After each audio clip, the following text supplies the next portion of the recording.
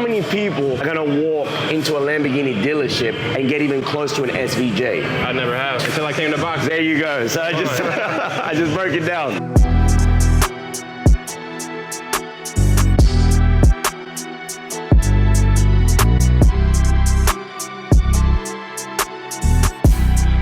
Of operation across the road, I came and bought this out. Here we are today with nearly 3,000 members in less than a year, and then looking for another location. Come on. So now we're at Boxr Gym, the House of Champions. You don't just have a gym, you have a culture and a movement. I've never heard that from a gym owner before.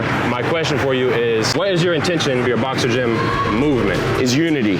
Why? Because you have so many different types of people. Bro, I put my hat off to you for you coming to a gym with your mother, able to be in the same environment like that. Most men won't do that. By just making those steps as a man, that decision, that's already taken it to the next level. The other areas of my life are like on the downward spike. I was skipping my workouts, pushing snooze on my alarm. It was leading me to depression and anxiety. Most men, they don't want to own up to their wrongs of what they do in their life. Once you do as a man and you come front and you come forward and you say, hey bro, look, you know what? I gotta change this about me. For sure. This is why I'm not moving forward.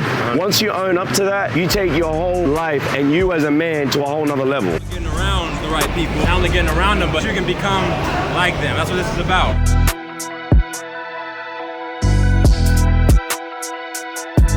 I've gone through it in my life, and I had to make decisions that were really difficult. Coming from Australia, leaving a lot of stuff behind, and taking that leap forward and faith. Here's the result today, Boxr headquarters. Let's go ahead and take a look. Multiple different nationalities. My mother's from New Zealand, my dad's from Egypt, but I'm born and bred in Australia. I didn't focus on the gym part. I focus on the most important and hard part, which is the culture. When you build a culture, you got it all.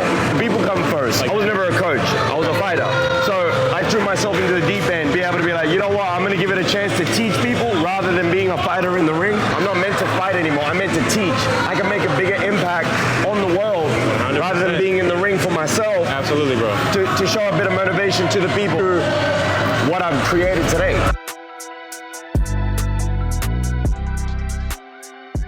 What core values have you learned from boxing that have helped you stand the pitfalls in your business and also take it to another level?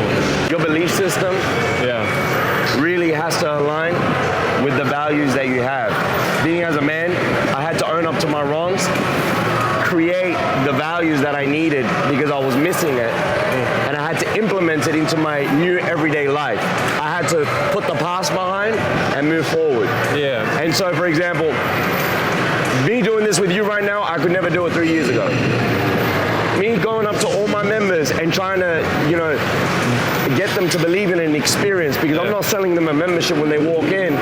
That's another core value, because I'm doing everything very honestly and genuine. It shows and speaks for itself. I took a lot of the things from my boxing experience to apply it into my business, which is the discipline, 100. which is the X factor, which is, you know, doing more, going more and beyond, pushing it to the limits where you're about to vomit. You know what? I do it in my business to the point where, bro, like, some days I get like 2 hours, 3 hours of sleep, and I feel like I'm gonna pass out. It's the same thing like being in the ring. You said you missed that out. Was that you missed it from your father, or did you learn that discipline from boxing? Where did you get the core? I got it from my boxing. Boxing really, you know what? Boxing saved my life. Wow, right on, bro. Boxing got me to where boxing got me to where I am today, taking all those attributes from the boxing aspect and implementing into the business. And so it worked. Boxing saved his life. Right on, bro. Okay, we should do a quick run around. We have all the leg equipment here. Yeah, we got the whole leg section here. Reason for having the leg section here, just to give you a little hint. A lot of women come here on a daily basis. I want to make it so convenient for the women, so when they walk in, boom, they're straight on the legs. I don't want them to have to run around all over the place. Nice. I'll keep the men in that section, I'll keep the women in this section. Wow. Yeah, I didn't even realize. For all you gym owners, it's a little secret right there. They got the basketball court. You got the full half NBA court. Shout out to Hoop. That's my brother that helped me install it. We got the first interactive hoop in the world, so you can actually play people around the world on that backboard. See how it counts the shots? They only got 33 out of 152. Man. And then look, it goes red when you miss. It goes green when you get it in. And then whoever's got one of these around the world, you can play each other on shooting each other. He just airballed it. Yeah. He just airballed it. Right on. So they're shooting like 20% right now. We got that on camera too. Come on, Earl. You're on camera, brother. 2 boxing rings in the front of the building. This is holy ground. Yeah. It actually all started in my condo. I actually put a boxing ring inside of my condo. I custom made a ring inside that condo. Yeah. Did put the bag, got clientele base, private clientele base. That's how it all really kicked off. So for somebody that's like starting out as a trainer or even wants to have a gym, you had like a humble beginnings of working out of your condo, and then you went, if I know your story, to Elevation. Yeah, so I pitched to the owner of Elevation to take a space that was dead space, and I said, look, I'll bring in a boxing culture. You know, you got the bodybuilding side. Boom, it comes back to the culture every time. I keep using that word only because it's powerful, that's it. Yeah. And then also on top of that, once I had that space, I started working on a lot of the classes and implementing the real fundamentals about boxing. That's what Berto told me yesterday, 2 days ago. He said that if you ever get in a street fight, you don't need to do any of these. You need to come straight down the line, the fundamentals. You just need to know the fundamentals. You don't even need to be the best boxer, but once you know your stance and you know how to make contact at the right timing, it's all about timing, rhythm, and technical. And no ego? I can't bring my ego with me? You can bring a little bit. You gotta have a little bit. So this location, I bought the guy out 5 months ago. The business was actually not doing well. So I put in an offer. I realized that we needed more space. I saw the members that he had on this side that were like, damn, they were getting frustrated. So I wanted to provide more. So I came in at a time of 6 months of opening that facility, and I bought him out. Wow. With whatever money that I had at the time, and now we have 2 spaces. So that's a blueprint laid out. You weren't even from here. You had a condo. You started getting your own clients. Boom. You pitched to an owner. After 1 month in the condo.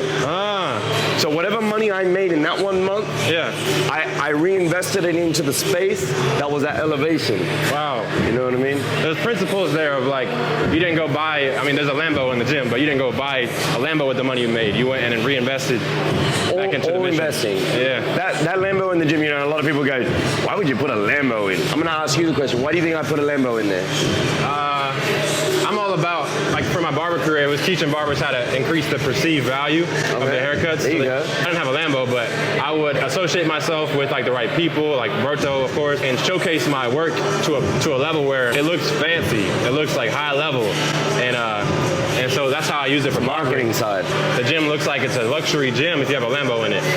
So, to answer the question, because people think, yeah, you crazy for putting a car in there. The key is when you walk in, part of the blueprint of what I built, it's all about detail. When you look at a Lambo, what do you see? Detail. Detail. Okay. Why is it so expensive?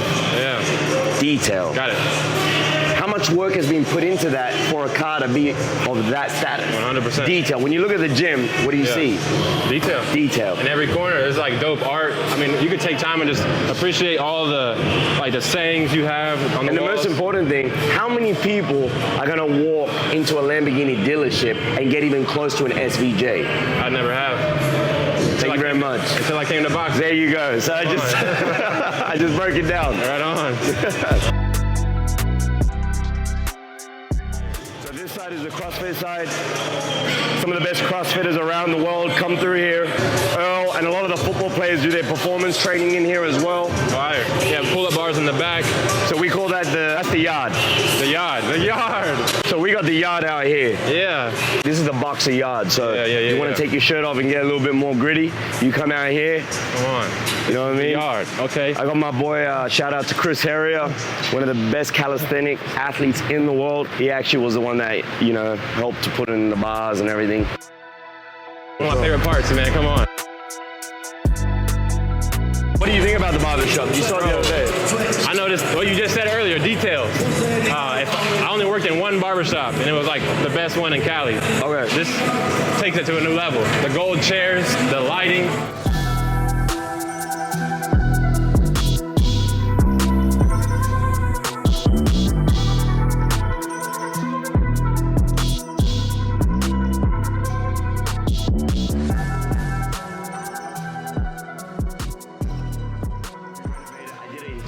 weeks, re-renovated the whole place. And then upstairs, I looked upstairs and I was like, man, you know what? I don't want people to leave. I really don't want them to leave. I want it to be so convenient for the average person that they can come in and feel like they don't have to go all over Miami to try and get their stuff done, especially for men. We want to train. We want to get our work done, our Zoom calls, get a haircut. Wow. Part of the vision was I'm gonna make this like a man cave upstairs. Boom. For people to enjoy, so disconnect. The vision is to be able to get work done as well. That's it. You get your work, play a few games, the athletes come up, disconnect from their training and their camps, get a haircut, talk to the barbers, and enjoy a whole different experience. Leads us with question number 3, which is what I shared about in the beginning. I was stuck in a rut myself, but I realized it was mostly just due to my habits. I was doing things I was shameful about every day. You had ups and downs, like crazy ups and downs. You lost everything at one point. You came here with like, is it $15,000 or $1,500? $1,500. $1,500. When COVID hit, like everyone was stuck.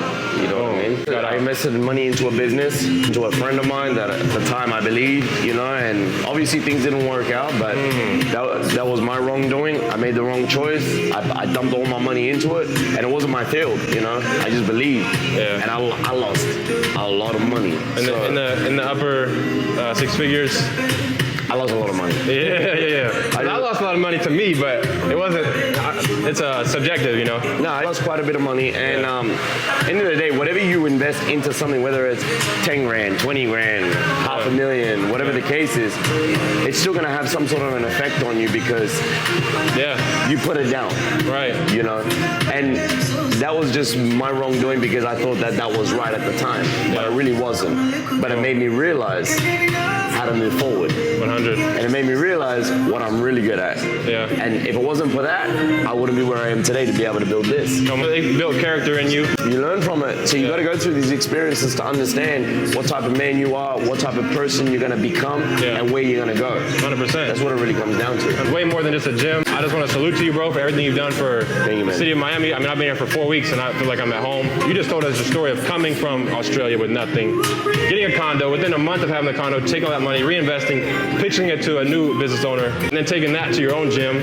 And then from, I'm not sure the timeline there, how long it took you, 6 months? At my condo for about a month and a half. From a month and a half, I went to Elevation. I built out the gym in Elevation. I acquired 330 members at that location, Boxr, in less than 8 months. In 8 months, I got across the road. I built that up in 4 months. Then in 6 months of operation across the road, I came and bought this out. From this out, here we are today with nearly 3,000 members in less than a year. And then looking for another location. Come on. Boom. So it doesn't matter what endeavor you're picking, you know, inspiration is the highest form of currency. So you can take a lot from, if you want to open a gym, if you want to open a barbershop, if you want to open, it doesn't matter, a nail salon, or an entrepreneur with any dream or vision. 100%. This is a blueprint of someone who just believed in himself. I admire anybody who has enough self-belief to evolve. With that being said, House of Champions is a Boxr. Boxr, bro. Thanks, bro. Thank you, bro. Appreciate your time. Appreciate you, bro. Right on. That's right.